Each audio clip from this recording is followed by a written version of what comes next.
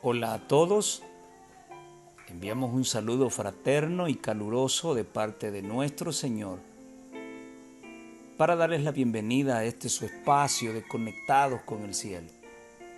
Un espacio, como ya lo hemos dicho, que tiene la finalidad de llevar la palabra de Dios a través del estudio del folleto de la escuela sabática. El tiempo ha avanzado mucho. Hemos llegado ya a la lección número 3, impactante lección que vamos a repasar en este momento. Una palabra de oración antes de profundizar en el estudio de esta semana. Señor, gracias. Gracias por la enseñanza que hemos recibido esta semana. Poco a poco podemos ir descubriendo cuál es la finalidad de las pruebas en nuestra vida. ¿Qué es lo que buscas? Ayúdanos a entender esto, Señor. La vida del cristiano no es fácil, pero si confiamos en Cristo, es posible ser felices aún en medio de las pruebas y las vicisitudes. Ven a nuestra vida hoy y acompáñanos en este estudio. Abre nuestro entendimiento. Te lo pedimos en el nombre de Jesús. Amén y amén. El texto clave para toda la semana lo encontrábamos en Primera de Pedro, capítulo 1, versículo 6, en lo cual, leo de la Reina Valera Antigua, en lo cual vosotros os alegráis estando al presente un poco de tiempo afligidos en diversas tentaciones, si es necesario. Esta semana la lección inició con una ilustración maravillosa de la sierva de Dios para hacernos entender con claridad qué es lo que busca Dios para nosotros a través de las pruebas. Y recordemos lo que ella escribió en Ministerio de Curación, la página 374. A plena luz del día y al oír la música de otras voces, el pájaro enjaulado no cantará lo que su amo procura enseñarle. Aprende un poquito de esto, un trino de aquello, pero nunca una melodía entera y definida. Qué lindo. Entonces el amo cubre la jaula y la pone donde el pájaro no oiga más que el canto que ha de aprender. En la oscuridad lo ensaya y vuelve a ensayar hasta que lo aprende y prorrumpe en perfecta melodía. Después el pájaro es sacado de la oscuridad y en lo sucesivo cantará ese mismo canto a plena luz. Así trata Dios a sus hijos. Tiene un canto que enseñarnos y cuando lo hayamos aprendido entre las sombras de la aflicción, podremos cantarlo perpetuamente. Qué lindo, qué interesante esto, ¿eh? Qué bonita la forma en que la sierva del Señor lo ilustra. Ahora, reflexionemos un poco con respecto a esto. En primer lugar, en el bullicio de nuestra rutina del diario vivir, Dios no tiene toda nuestra atención. Esta situación dificultará aprender el canto que Dios quiere que entonemos con la melodía correcta y completa. En segundo lugar, quien cubre la jaula y la cambia de lugar no es un extraño, es el dueño del ave. Es Dios quien cubre de oscuridad nuestras circunstancias y nos lleva al desierto cuando es necesario. Sabemos que el mal viene de Satanás, sí, pero a veces Dios nos llena de sombras con una finalidad. Por eso puse yo acá que cuando lo necesitamos, cuando sea necesario, para obtener nuestra atención. Dios quiere llamar nuestra atención. Dios quiere que podamos aprender su canto. Dios quiere que entonemos correctamente la melodía. Dios quiere que el carácter de su Hijo Jesucristo esté impreso en nuestro corazón. En tercer lugar, podemos reflexionar que el ave aprende el canto completamente y en la melodía correcta en medio de la oscuridad. Esa oscuridad representa el crisol de la prueba. Cuando agonizamos porque estamos afligidos es cuando nuestra impotencia clama por Dios. Tiene necesidad de Él y nos quebrantamos delante de su presencia voluntariamente. Bueno, hasta que hemos comprendido, viene esa entrega voluntaria. Hasta que hemos entendido la finalidad de la prueba. En cuarto lugar, podemos reflexionar que el pájaro,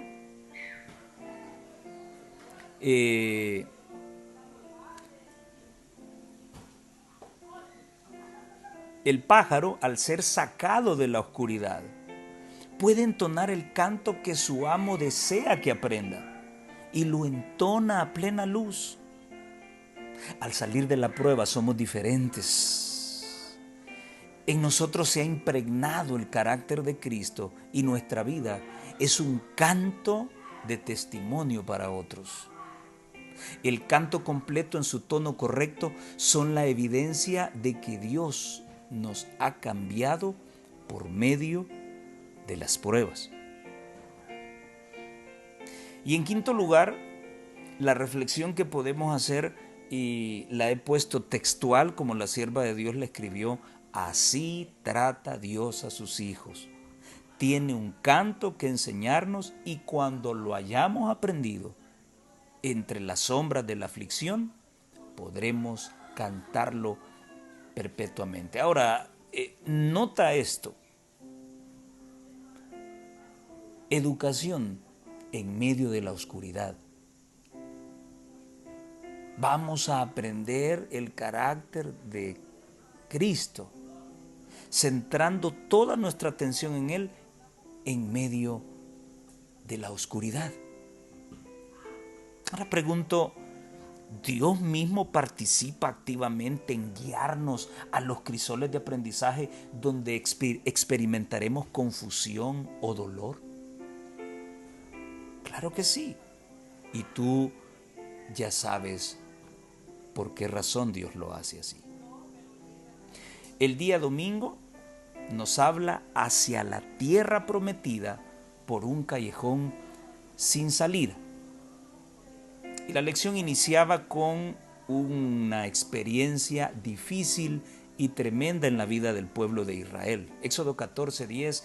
Y cuando Faraón se hubo acercado, los hijos de Israel alzaron sus ojos. Y he aquí los egipcios que venían tras ellos, por lo que temieron en gran manera, y clamaron los hijos de Israel a Jehová.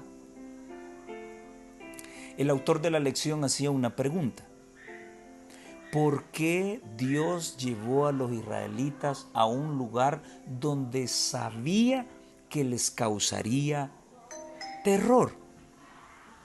Y la respuesta bíblica a esta pregunta que hace el autor de la lección la encontramos en Deuteronomio 8:2. Ya se las había leído en otra oportunidad. Y acordarte has de todo el camino por donde te ha traído Jehová tu Dios estos 40 años en el desierto, para afligirte, para probarte, para saber qué es lo que hay en tu corazón, si habías de guardar sus mandamientos. Seguir la columna de nube o de fuego significa hoy en nuestros días seguir a Cristo. El autor de la lección enfatiza lo siguiente: seguir la columna no nos asegura que seremos felices todo el tiempo. Al respecto, les puedo decir lo siguiente: seguir a Cristo trae felicidad. Nadie tiene duda sobre eso. Pero si decimos ser seguidores de Cristo y queremos hacer nuestra voluntad y no permitir que Él nos guíe, entonces seguir la columna de nube no nos va a traer felicidad. El problema está en nuestro orgullo indomable y obstinado. Si nos sometiéramos completamente a Cristo, Él no tendría necesidad de meternos en crisoles.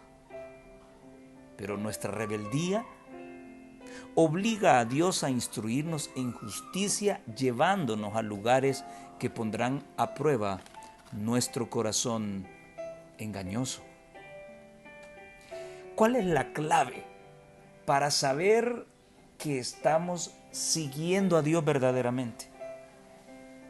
Pues si tenemos pruebas y dificultades, esa sería la respuesta. Y si estamos dispuestos a que Dios nos meta en el crisol para ser transformados, Dios no molesta al que se deja guiar por Él. A muchos héroes bíblicos los probó una vez, 2 veces, un par de veces, pero a otros nunca los molestó. O sea, las pruebas tienen como finalidad, ya lo habíamos hablado, limar las asperezas de nuestro carácter. El problema es nuestro orgullo, que no permite que Dios nos moldee. Entonces Él tiene que utilizar otros métodos dolorosos como el crisol. Si guardásemos sus mandamientos y estuviésemos dispuestos como un niño a seguirle y hacer lo que Él nos pide, entonces Dios no tendría que usar estos métodos tan difíciles. ¿Qué dice la sierva de Dios con respecto a esto? Leo la historia de la redención, páginas 130 y 131. Parecía que los hijos de Israel tenían el corazón inclinado a la incredulidad. No estaban dispuestos a soportar dificultades en el desierto. Cuando se encontraban con problemas en el camino, los consideraban imposibilidades. Su confianza en Dios flaqueaba y solo podían ver la muerte ante sí. Oiga, qué pueblo más obstinado, ¿eh? Acababa Dios de hacerles un milagro, venía una prueba y se les había olvidado el milagro que anteriormente Dios les había hecho. ¡Wow! ¡Qué dura era esta gente! El Señor quería que sus alimentos escasearan y que enfrentaran dificultades, para que sus corazones se volvieran al que los había ayudado hasta ese momento y para que creyeran en Él. Estaba dispuesto a ser para ellos una ayuda constante. Si lo invocaban en su necesidad, Él les daría señales de su amor y de su continuo cuidado. Pero parecía que no estaban dispuestos a confiar en el Señor ni un poco más, si no podían ver con sus ojos las constantes evidencias de su poder. ¿No te identificas con ellos? Si verdaderamente hubieran tenido fe y una firme confianza en Dios, habrían soportado alegremente los inconvenientes y obstáculos y aún el verdadero sufrimiento, puesto que el Señor había obrado de una manera tan maravillosa para librarlos de la esclavitud. Además, el Altísimo les prometió que si obedecían sus mandatos, ninguna enfermedad les sobrevendría, pues les había dicho: yo soy Jehová, tu sanador. Apliquemos esto a nuestra vida diaria. ¿Cuántos milagros ha hecho Dios en nuestra vida? Y cuando aparece la tentación, o la prueba, en este caso la prueba, Dios no tienta, cuando aparece la prueba, renegamos, nos molestamos, y es allí cuando aflora toda la suciedad que llevamos internamente y que nosotros mismos ni nos habíamos dado cuenta que la teníamos. Cuán rápido olvidamos lo que Dios ha hecho en nuestra vida. ¿Te ha librado el Señor del cáncer? o de cualquier otra enfermedad mortal, de un accidente? ¿Cómo has respondido al llamado de Dios? Desde el día que recibiste la sanación, desde el día que recibiste el milagro, ¿tu vida ha cambiado? ¿Eres un testimonio vivo para los demás? Tremendo. Parece ser que somos peores que el pueblo de Israel. El día lunes nos habla de las aguas amargas. Y toda la congregación de los hijos de Israel partió del desierto de Sin, dice Éxodo 17:1, por sus jornadas, al mandamiento de Jehová. Y asentaron en el campo en Refidim, y no había agua para que el pueblo bebiese. Yo te pregunto, mi querido hermano, ¿qué hubieses hecho tú? Imagínate que tú vas en esa escena. ¿Qué hubieses hecho? Ya Dios había ya Dios había mandado 10 plagas para libertarlos. Ya Dios había abierto el Mar Rojo para que pasaran en seco. Ahora no había agua. ¿Era un motivo para desconfiar de Dios? Lo lógico es que no. Pero tú sabes que conoces la historia, ellos desconfiaron. Y así ocurre en nuestra vida diaria. Cuán rápido olvidamos lo que Dios hace en nuestro favor.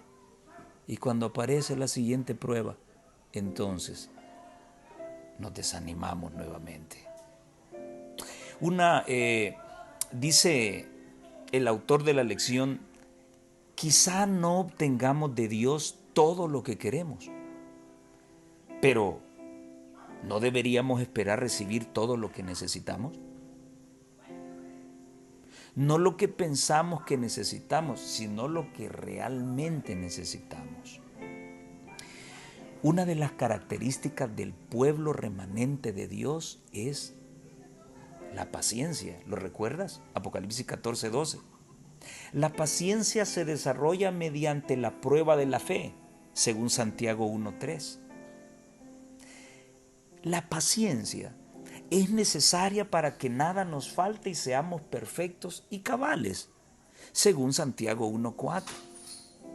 La paciencia es necesaria en nuestra vida diaria para obtener las promesas de Dios si hemos hecho la voluntad de Dios, según Hebreos 10:36. Por lo tanto, querido hermano, hemos de tener paciencia hasta la venida de Cristo, según Santiago 5:7. Afirmando día a día nuestros corazones en esa esperanza, según Santiago 5:8, tomando como ejemplo todos los vituperios y aflicciones y la paciencia de los profetas que hablaron en nombre de Dios, según Santiago 5:10. ¿Por qué te digo esto? Porque parece ser que a Israel le faltó paciencia. Se desesperó. Y la desesperación es producto de la falta de fe. Cuando tienes fe, confías, aguantas, entiendes, tienes gozo, no te desesperas. El corazón humano quiere las cosas ya, a su tiempo. Pero tú sabes bien que las cosas ocurren al tiempo de Dios porque es Él nuestro maestro, es Él el educador, es Él el que está interesado en que cambiemos. No nosotros somos los maestros, no nosotros vamos a enseñarnos a nosotros mismos. Clarísimo. Israel murmuraba por cada cosa. Dios obraba y al aparecer la siguiente prueba, volvían a murmurar. Y lo leíste en Éxodo 15 del 22 al 27 y Éxodo 17 del 1 al 7. Dudaban si Dios iba con ellos. Tentaban a Dios a cada instante porque no guardaban sus mandamientos. Escucha lo que dice Éxodo 15:26. Y dijo: si oyereis atentamente la voz de Jehová tu Dios, e hiciereis lo recto delante de sus ojos, y diereis oído a sus mandamientos, y guardareis todos sus estatutos, ninguna enfermedad de las que envié a los egipcios te enviaré a ti, porque yo soy Jehová, tu sanador. ¿Nunca te has preguntado, amado hermano, por qué hay tanto cáncer dentro del pueblo remanente de Dios? ¿O es que acaso Dios se ha olvidado de esta promesa en Éxodo 15:26? ¿O es que su pueblo se está alimentando con lo que Él ha prohibido? ¿Verdad que el problema no está en Dios? El problema está en nosotros. Entonces, aquí hay dos cosas.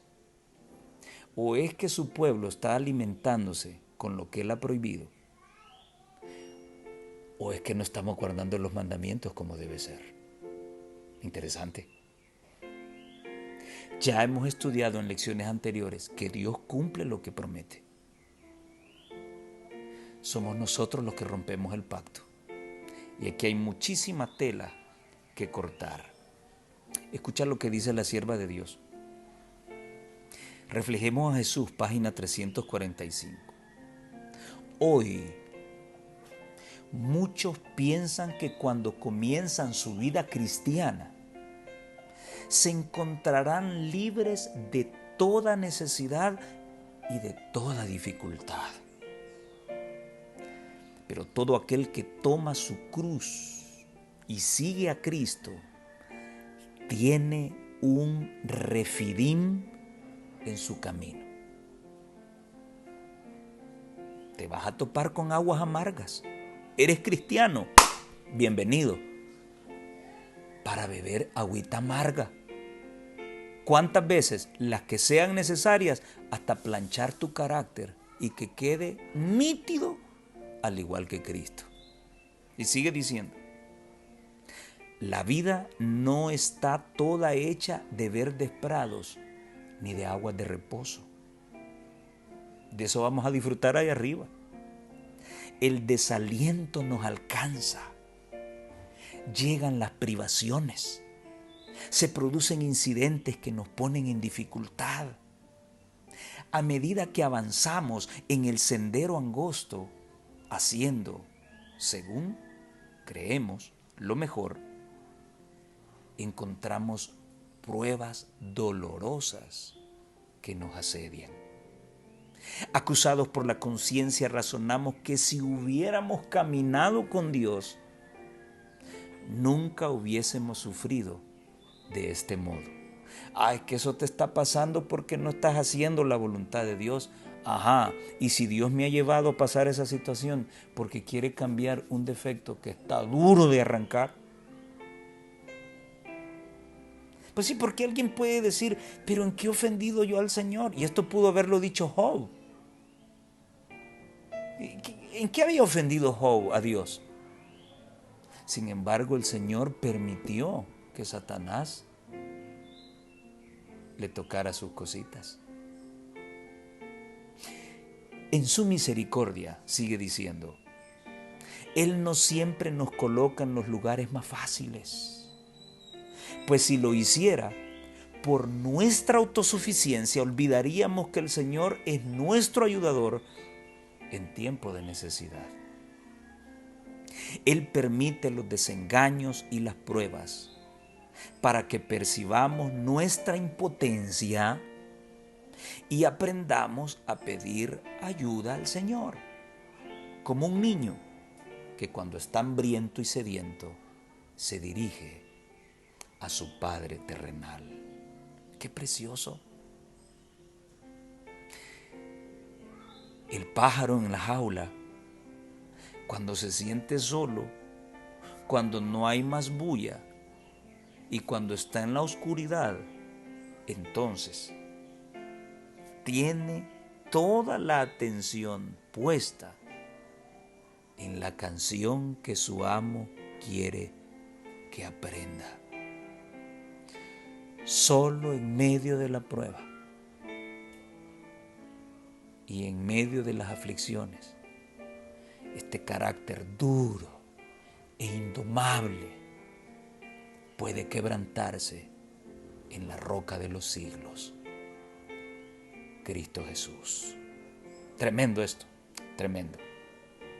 Llegamos al día martes, el gran conflicto en el desierto. Gran lección, mis hermanos. Esto es tremendo, este evento, léanlo en el desierto toda la gente. Esto es impresionante. Y Jesús, lleno del Espíritu Santo, volvió del Jordán y fue llevado por el Espíritu al desierto por 40 días y era tentado del diablo. Y no comió cosa en aquellos días, los cuales pasados tuvo hambre. Interesante. Luego que Jesús se bautiza, no es Él quien decide ir al desierto. El Espíritu Santo es quien lo lleva al desierto. Mira qué lección tan grande. Parece que el desierto tiene algo para poder poner lisito este carácter. Y ya vamos a descubrir qué es. Las tentaciones son difíciles porque llaman nuestra atención hacia las cosas que deseamos y que nos producen placer. Estas siempre surgen en los momentos de mayor debilidad espiritual. Por eso, hoy estamos hablando de tentaciones. Caemos porque hay flaqueza espiritual. ¿Y por qué hay flaqueza espiritual? Porque no estás estudiando tu Biblia, y lo vamos a leer más adelante. No estás orando, no estás ayunando y no estás dando testimonio. Llevas un cristianismo tranquilo, plácido. Esto es común verlo en nuestras iglesias hoy en día. Un comodismo tan grande. El desierto parece ser que tiene las condiciones necesarias para desarrollar la fe de todo cristiano. Analicemos esto. Según Deuteronomio 8:2, que ya lo leímos, que Dios condujo por 40 años a Israel en el desierto. Y ve, míralo. Quiero aprovechar a decir esto antes de continuar. Todo lo que ocurrió en la vida de Cristo, ¿sí?, fue el fiel cumplimiento de lo que había ocurrido con el pueblo de Israel. Y todo lo que a Jesús le ocurrió va a ocurrirnos a nosotros también. Dios llevó a Israel al desierto, 40 años los condujo para afligirlos, para probarlos. Dios quería saber qué había en su corazón y para saber si estaban dispuestos a guardar sus mandamientos. Hoy llegamos al tiempo de Cristo. Interesante. Entonces, en Deuteronomio 8:2 fue Dios quien condujo al pueblo de Israel al desierto. En Lucas 4:1 leemos que ahora el Espíritu lleva a Cristo al desierto. Y en Apocalipsis 12:6 y 14 vemos que el remanente de Dios va al desierto, porque allí fue el lugar que Dios le preparó para ser sustentado por 1260 días proféticos. ¿Por qué tiene que ser el desierto? Bueno, personalmente te doy 5 razones. La primera, el desierto carece de comodidades, atractivos y elementos indispensables para conservar la vida. En medio de la comodidad nos aflojamos. Si vivimos todo el tiempo en medio de la comodidad, nos damos cuenta que cuando nos convocan a obra misionera a las 2 de la tarde, no nos gusta ir porque hay mucho sol. ¿Ve? Estamos acostumbrados a la comodidad. En el desierto no hay comodidades, no hay atractivos, no hay elementos indispensables para conservar la vida. Segundo, en el desierto dejamos de confiar en nosotros para depender únicamente de Dios. En tercer lugar, en el desierto aprendemos a ser pacientes. Número 4, en el desierto Dios tiene toda nuestra atención. Ahora sí podemos escucharle. Y número 5, en el desierto tú logras demostrar de qué metal está hecha tu fe. ¿De qué metal está hecha la armadura que usas como cristiano? ¿Solo en la dificultad? Puedes ser el mejor pastor del mundo. Puedes ser el evangelista más grande del mundo. Puedes ser el predicador que habla más lindo y bonito. Pero solamente colocado en una situación difícil, vas a dar a demostrar si todo lo bonito que hablabas realmente lo aplicabas a tu vida. ¿Cuántos piensan que esos grandes predicadores tienen una fe tremenda, pero cuando viene la prueba, caen en pecado? Es tremendo esta experiencia del desierto. Hay mucho que hablar en eso. Solamente la prueba va a demostrar qué tipo de cristianos somos realmente. Solamente la prueba va a demostrar si somos hombres y mujeres de oración, hombres y mujeres de fe, de convicción. 22 millones de adventistas a nivel mundial. ¿Cuántos estamos preparados para dar la vida por Cristo? Ni 1 en 20, dice la sierva de Dios. ¡Terrible! ¿Por qué? Porque estamos yendo a nuestras iglesias a entretenernos. Planificamos actividades comunales que simple y sencillamente son entretenimiento. ¿Qué pasó con nuestro mensaje distintivo y directo? ¿Cuál es el miedo de predicarlo? No queremos que venga la persecución, porque queremos seguir acomodados viviendo en este mundo. Entonces Dios, para hacernos entender nuestra responsabilidad como cristianos y como adventistas del séptimo día, tiene que recurrir al crisol para sacarnos de nuestra comunidad, de los trajes jugosos y bonitos, de los salarios jugosos y bonitos. Y nos mete en el crisol para hacernos reaccionar y recordarnos que somos peregrinos y extranjeros en este mundo vil. ¿Cuáles fueron las claves de la victoria de Cristo en el desierto? En primer lugar, Jesús siempre presentó la Escritura.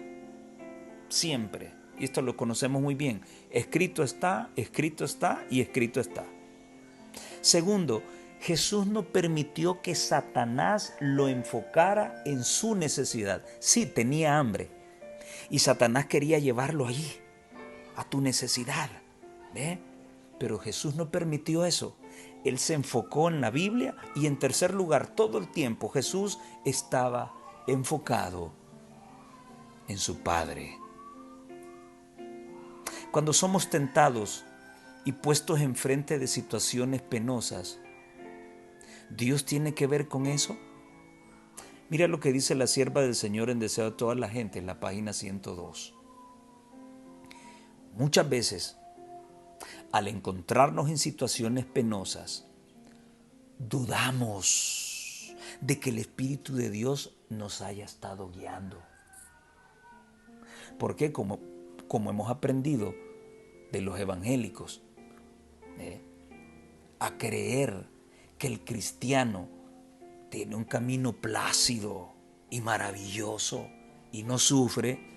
Entonces, cuando sufrimos penalidades, creemos que el Espíritu de Dios no esté con nosotros. Pero fue la conducción del Espíritu la que llevó a Jesús al desierto para ser tentado por Satanás. Cuando Dios nos somete a una prueba, tiene un propósito que lograr para nuestro bien.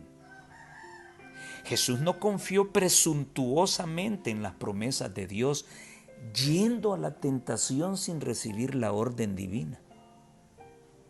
Interesante. Ni se entregó a la desesperación cuando le sobrevino la tentación. Ni debemos hacerlo nosotros, dice ella. Y se me viene el ejemplo de Josías, que por esa gran reforma que hizo en el pueblo del Señor, Dios le mandó a decir a través de Hulda de que no se preocupara, él iba a morir en paz y en buena vejez. ¿Y cómo murió Josías? Faraón Necao le metió un flechazo. ¿Por qué no se cumplió la palabra de Dios? Porque Josías fue a donde no lo llamaron. Escucha lo que ella dice. Que Jesús no fue presuntuoso. Ya vamos a ver el concepto de presunción. No fue presuntuoso en las promesas de Dios, aferrándose de ellas e iniciar su camino al desierto sin la orden de Dios. Él esperó la orden de su padre. Si su padre no daba la orden, él no se movía. Por eso es que está registrado de que el Espíritu llevó al Señor al desierto. Cuando estamos en el crisol, supuestamente debemos ser purificados. Si nos estamos quemando es porque Dios no tiene nada que ver con ese proceso de refinamiento. Quizá hemos actuado por presunción. El yugo de Cristo es ligero para nuestro cuello, pero cuando comienza a herirnos, nos hemos equivocado de yugo y hemos agarrado otro, no el de Cristo. Qué importante es la paciencia. Qué importante es saber esperar en Dios, la orden y el momento para actuar. Pero a veces nos creemos Gedeón, ¿verdad? Señor, si esa chica hace esto, esa es la mujer que has elegido para mí. Oh, qué bonito. Nosotros le estamos poniendo las condiciones a Dios. No dejamos que Él escoja por nosotros. Esa es nuestra naturaleza. Cristo no actúa así. Por eso ella nos dice, ni nosotros debemos actuar de esa manera. Analicemos el siguiente párrafo. El autor de la lección escribió lo siguiente. Por lo tanto, es muy reconfortante saber que cuando caemos en la tentación podemos volver a tener esperanza porque Jesús se mantuvo firme. Lo bueno es que Dios no nos abandona ni se olvida de nosotros, porque Jesús es quien carga con nuestros pecados. Él pagó el castigo por nuestra incapacidad de soportar esa tentación, cualquiera que sea, porque pasó por un crisol peor que el de cualquiera de nosotros. Muy bien, ¿qué podemos analizar con respecto a esto? En primer lugar, lo he venido repitiendo varias veces, nunca lo olvides. Este evangelio, recuérdalo, este evangelio fue diseñado para no caer en pecado. Te lo recuerdo, Primera de Juan 2:1, la primera parte. Hijitos míos, estas cosas os escribo ¿para qué? Para que no pequéis. O sea, ¿cuál es la mentalidad? ¿Cuál es la finalidad de todo cristiano? No pecar.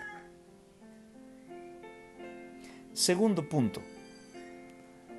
Pero si caemos, en la tentación y pecamos, Dios no nos abandona, no nos deja tirados ahí.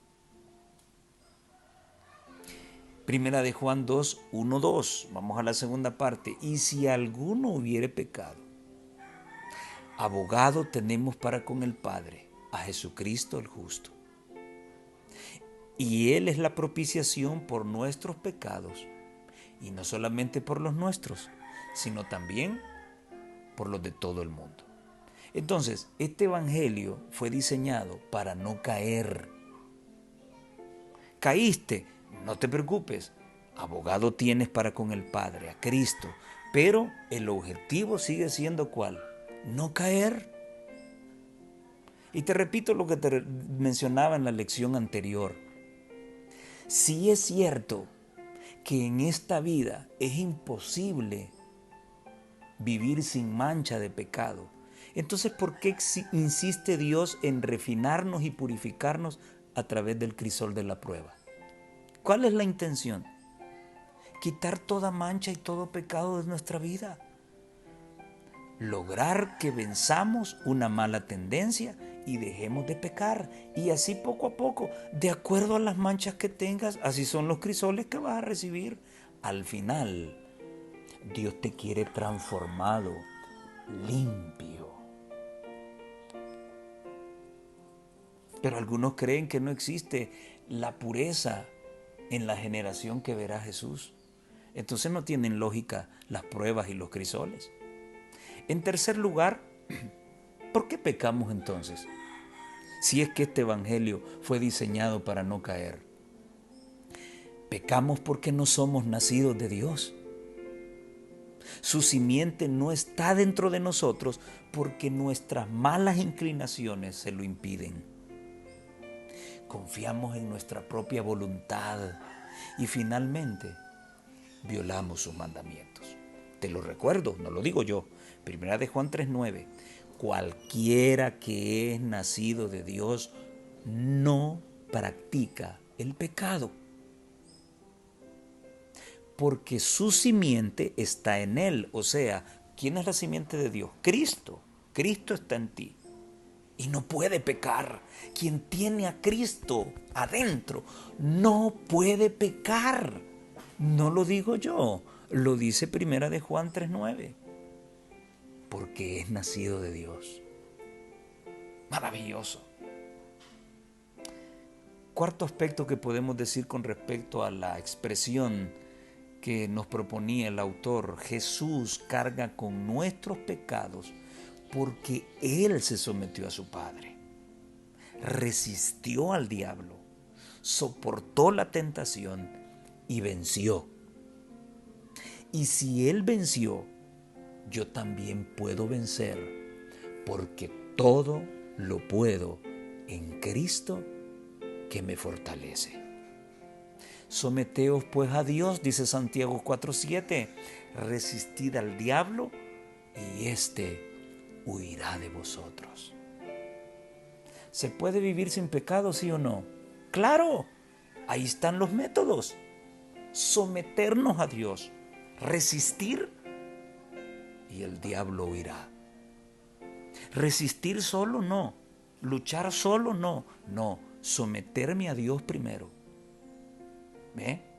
Luego viene mi parte, luchar, sí, pero con la seguridad que Dios está conmigo. Y entonces el diablo huirá. Nuevamente digo, aquellos que enseñan que no se puede vivir sin pecado en esta tierra son personas, no importa quién sea, son personas que no están dispuestas a dejar los pecados ocultos que están practicando actualmente. Tremendo esto. Y en quinto lugar, Jesús pagó el castigo que yo merecía. Jesús pasó por las pruebas por las que paso a diario.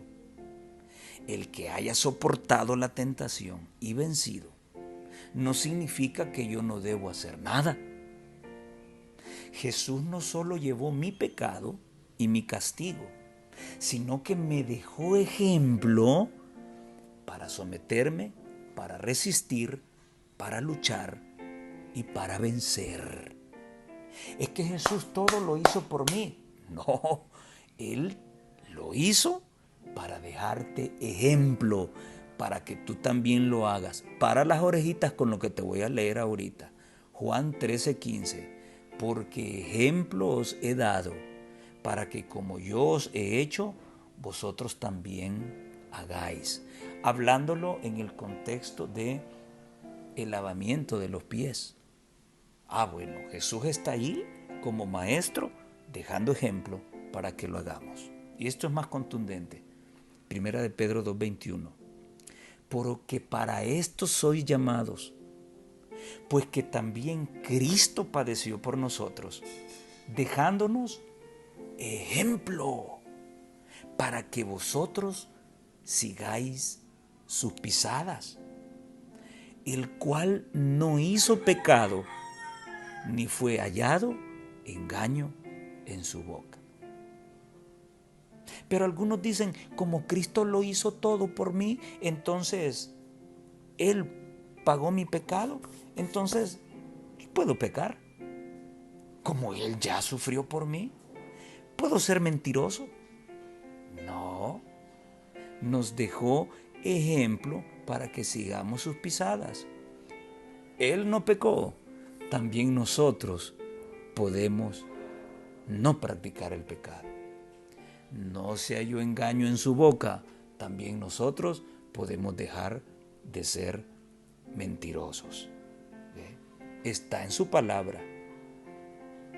Ahora, alguien que cobija su pecado y no quiere abandonarlo, pues bueno, va a decir que yo he sacado esto de contexto. Y ese es el problema hoy de los grandes maestros, de los grandes administradores.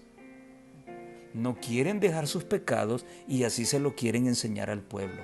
La palabra es clara y yo no lo estoy diciendo porque no soy un pecador. Esto me da duro a mí, pero me deja una lección clara. Este evangelio fue diseñado para no caer. Y si Cristo fue un vencedor, yo también puedo serlo. Ya te lo leí, 1 Pedro 2:21. Debo seguir sus pisadas. Si Él no cayó en pecado, yo también puedo si me tomo de Él. Si Él no fue mentiroso, yo también puedo si me someto a Él. Y en sexto lugar, si yo caigo y peco, Jesús ya pagó ese pecado. Pero yo voy a ser perdonado solamente por pensar de que Él ya lo pagó. No, voy a ser perdonado si me arrepiento y confieso mi pecado. O sea, no todo lo voy a depositar en Cristo. Hay una parte que yo puedo hacer. Cristo no va a hacer en tu vida lo que tú puedes hacer por ti mismo. Él ya murió en la cruz, abrió una brecha de perdón y salvación. Y esa brecha salvará a todos aquellos que se sometan a Él. No solo que crean de que Él abrió la brecha y eso es suficiente. No, tenemos que someternos a Cristo y luchar y resistir y vencer, así como Él resistió y venció.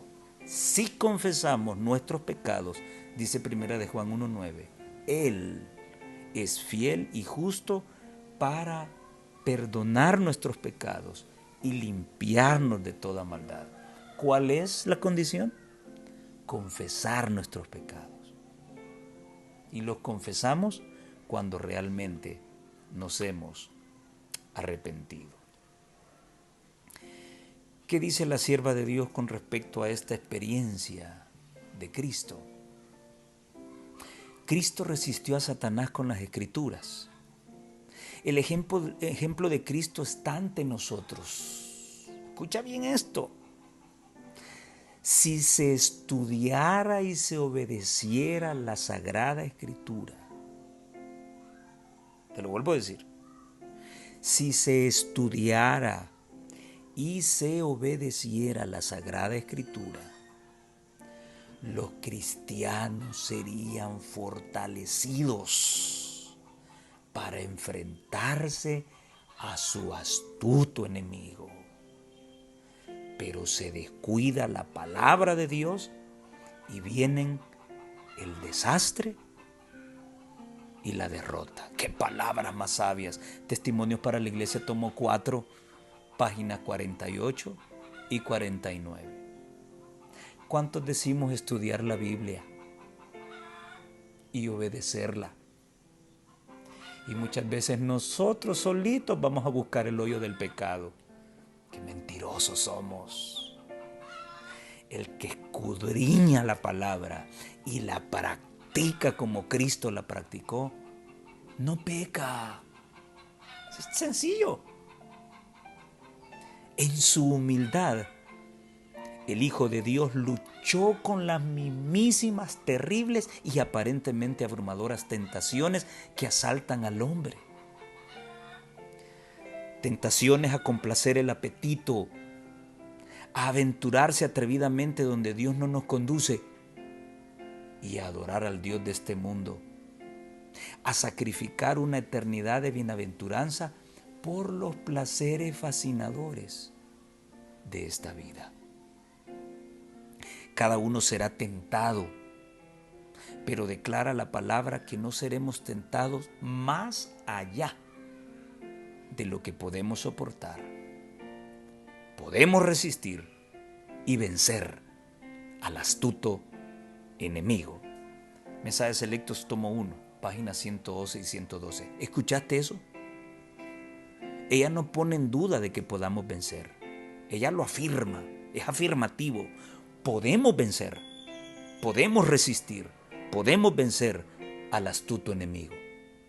Y si podemos resistir y si podemos vencer, quiere decir que podemos vivir sin pecado en esta tierra.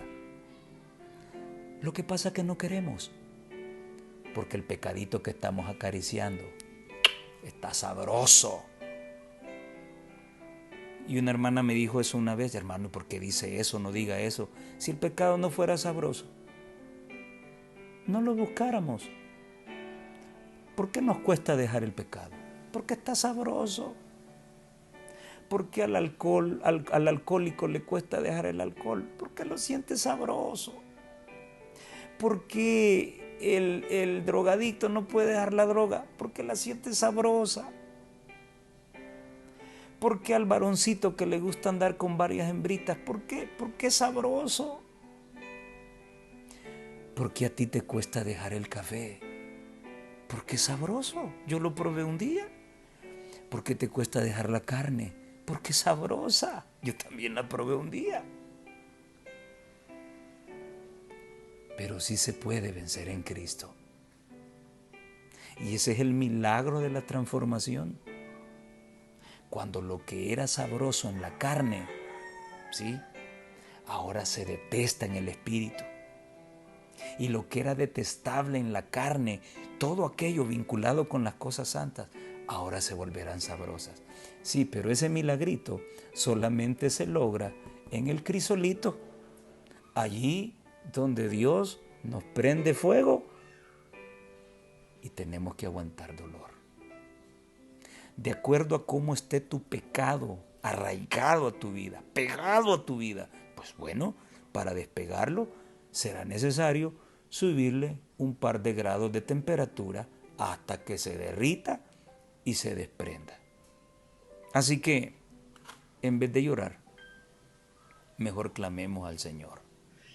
Un legado que perdura a día miércoles. Y inicia la lección ese día con 1 de Pedro 1, 6 y 7.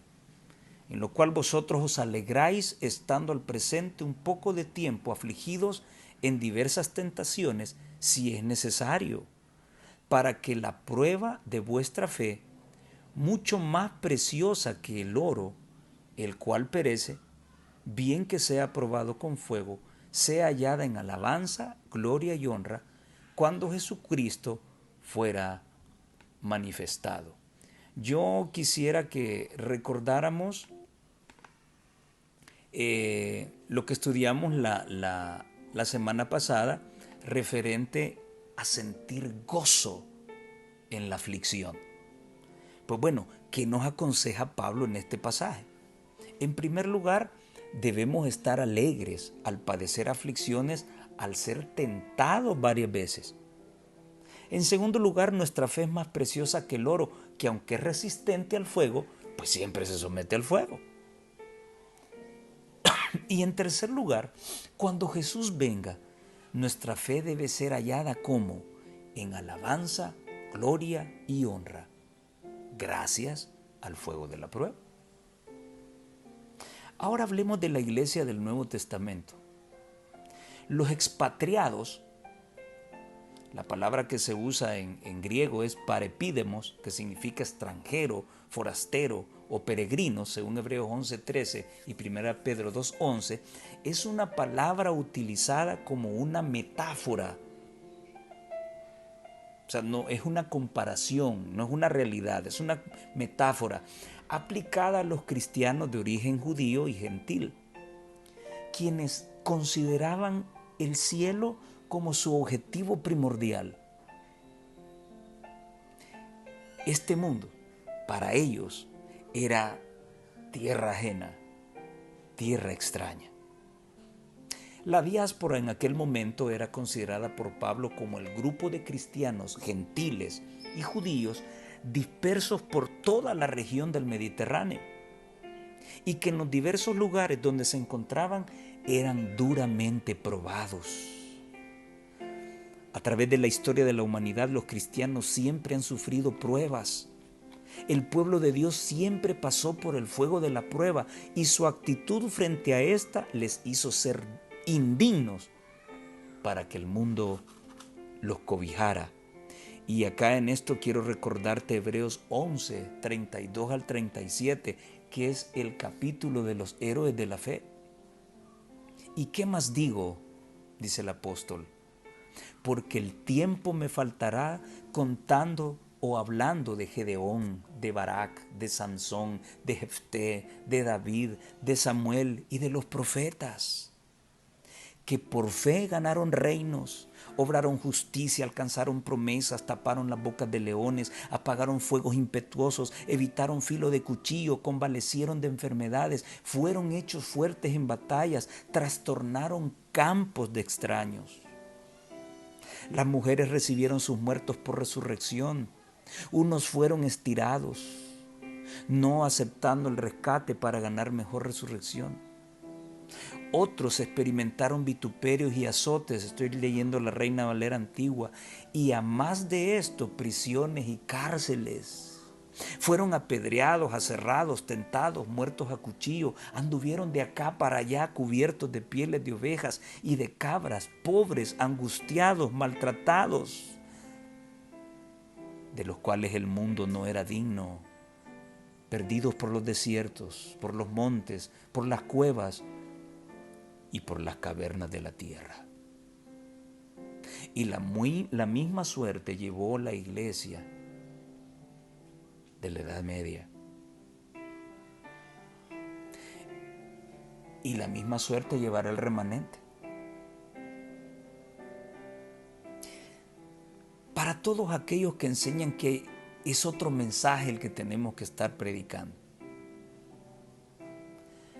De tal manera que el resultado que se busca es dilatar el fuego de la persecución. No te preocupes, por más que te afanes, ese tiempo llegará. Y si no has pasado por el crisol y no estás consagrado a Dios, no vas a aullar, vas a bramar en aquel día de Cristo. Tremendo. ¿Dónde se centraba el gozo frente al sufrimiento en la vida de los cristianos a través de la historia humana? La sierva de Dios habla de que esta gente iba contenta al patíbulo, a la horca, a la hoguera. ¿Cuál era el secreto? ¿Por qué se gozaban? Primera de Pedro 1, 8, 9 nos dice, al cual, no habiendo visto, le amáis, en el cual creyendo, aunque al presente no lo veáis, os alegráis con gozo inefable y glorificado, obteniendo el fin de vuestra fe, que es la salud o la salvación de vuestras almas. El fundamento del gozo de esta gente era Cristo. Aunque nunca le habían visto, le amaban y creían en sus promesas. Y murieron en la bendita esperanza de recibir la recompensa de la fe. Llámese la vida eterna. Qué tremenda amonestación para nosotros hoy en día. ¿Aceptarás tú el reto? Ojalá que sí. Nos conviene hacerlo.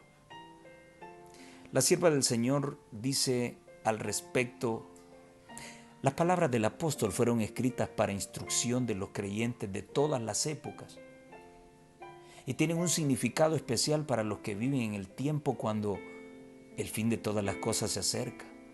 Toda alma que desea mantenerse en la fe, firme hasta el fin.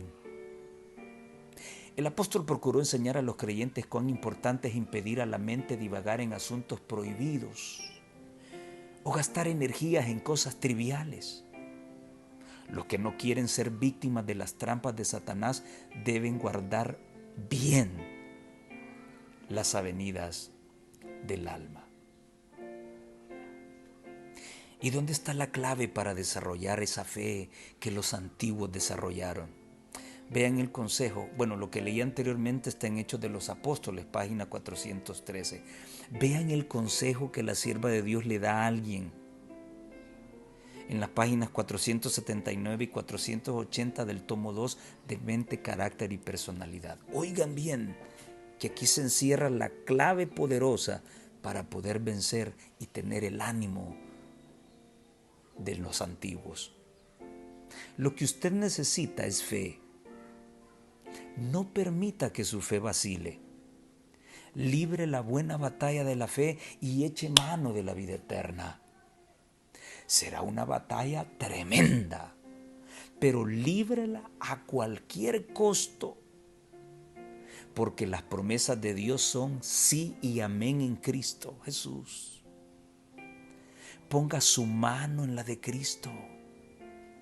Habrá dificultades que vencer, pero ángeles que sobresalen en fortaleza cooperarán con el pueblo de Dios. Eso es lo que no queremos creer. Mejor preferimos pensar que somos imperfectos, como buscando una excusa para poder pecar. Le damos más razón al diablo que a Cristo. Ángeles poderosos son enviados para socorrer al pueblo de Dios. Dirija su mirada hacia Sión, ábrase paso hacia la ciudad de las solemnidades. Una gloriosa corona y una túnica tejida en el telar del cielo aguardan al vencedor. Aunque Satanás proyecte su sombra infernal sobre su senda y trate de ocultar de su vista la mística escalera que se extiende entre la tierra y el trono de Dios, por la cual ascienden y descienden los ángeles, que son espíritus ministradores para los que serán herederos de la salvación.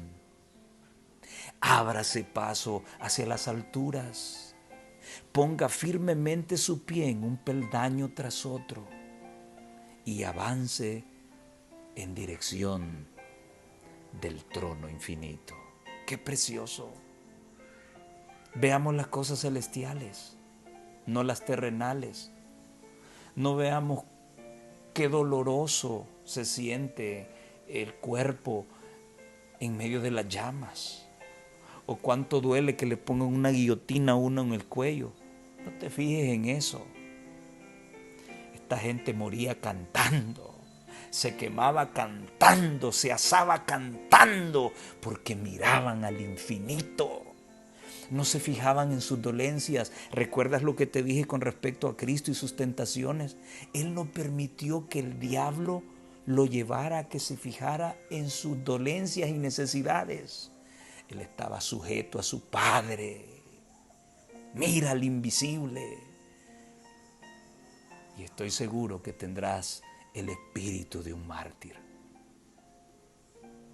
Y finalmente llegamos al día jueves, donde se nos presenta un caso práctico El caso de Alex, el fuego de prueba. ¿Se acuerdan de Alex? El caso de Alex. Todas las vicisitudes por las que pasó. Finalmente se entregó a Dios. Estudió para pastor. Pero las cosas comenzaron a ser mal. La lección preguntaba, ¿qué harías tú? Si hablaras con Alex, ¿qué recomendación le hicieras? Bueno, hay que analizar algo antes primero. ¿Qué es la presunción? En primer lugar, el concepto que el diccionario da es vanidad que muestra una persona que presume y alardea de sí misma y de sus cualidades. Y segundo, presunción es considerar o aceptar una cosa como verdadera o real a partir de ciertas señales o indicios sin tener certeza completa de ello. Es que fíjese que Dios me ha hablado y me ha dicho que usted va a ser mi esposa. ¿Han escuchado eso? Es que fíjese que me han dicho que si toco este vehículo va a ser mío. ¿Eso es presunción? Dios no trabaja así. ¿Habrá sido este el problema de nuestro amigo Alex? ¿Será que presumía de alguna cualidad?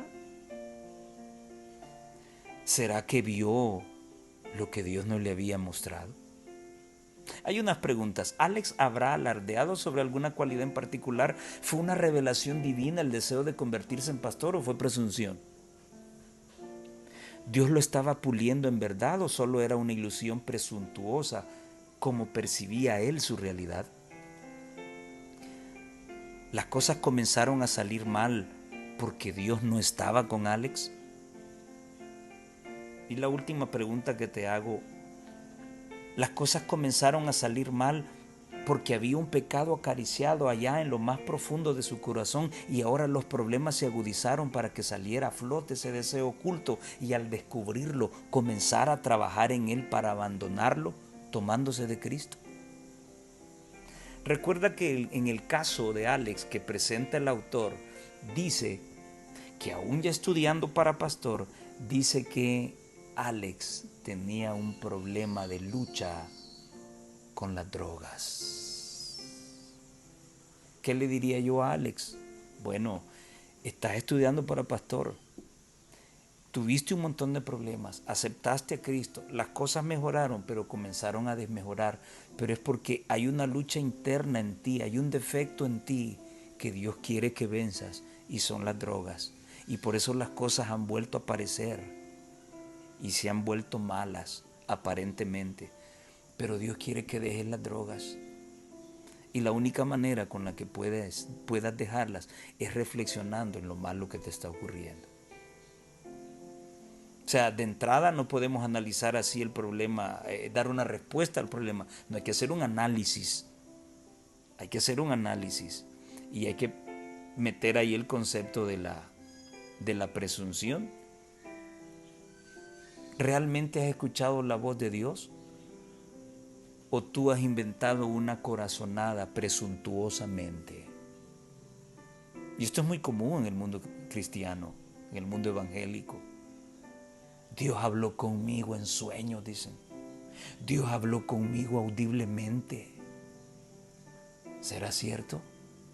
¿O solo es presunción? Querido amigo y hermano, cuando te acerques a Dios para pedirle algo, dice la sierva de Dios que no debemos acercarnos a Él para que a través de lo que va a darnos, Él demuestre que tiene poder para cumplir sus promesas. No. Debemos acercarnos a Él creyendo que Él lo cumplirá, porque tiene poder. Busquémoslo porque Él prometió cumplirlo y porque nos ama. No lo busques pensando, si yo le pido esto y me lo da, es porque me ama. Y si no te lo da, no te ama. Acércate a Dios, búscalo, porque Él lo que prometió lo hará. Y si te ama, acércate a Él y Él te recibirá. Quiero terminar con esta cita de Testimonios para la Iglesia, tomo 5, página 383. Quizá la cita que resume el objetivo de las pruebas, lo que Dios busca con las pruebas. Las pruebas y los obstáculos son los métodos de disciplina que el Señor escoge y las condiciones que señala para el éxito. El que lee en los corazones de los hombres conoce sus caracteres mejor que ellos mismos. Dios me conoce mejor que yo. Él ve que algunos tienen facultades y aptitudes que, bien dirigidas, pueden ser aprovechadas en el adelanto de la obra de Dios. Su providencia los coloca en diferentes situaciones y variadas circunstancias para que descubran en su carácter los defectos que permanecían ocultos a su conocimiento. Les da oportunidad para enmendar estos defectos y prepararse para servirle. Muchas veces permite que el fuego de la aflicción los alcance para purificarlos. Dios permite que suframos, queridos hermanos y amigos, no porque no nos ama, no porque nos ha olvidado. Eso es lo que el gran enemigo quiere hacernos creer. Hay defectos que no pueden ser quebrados tan fácilmente.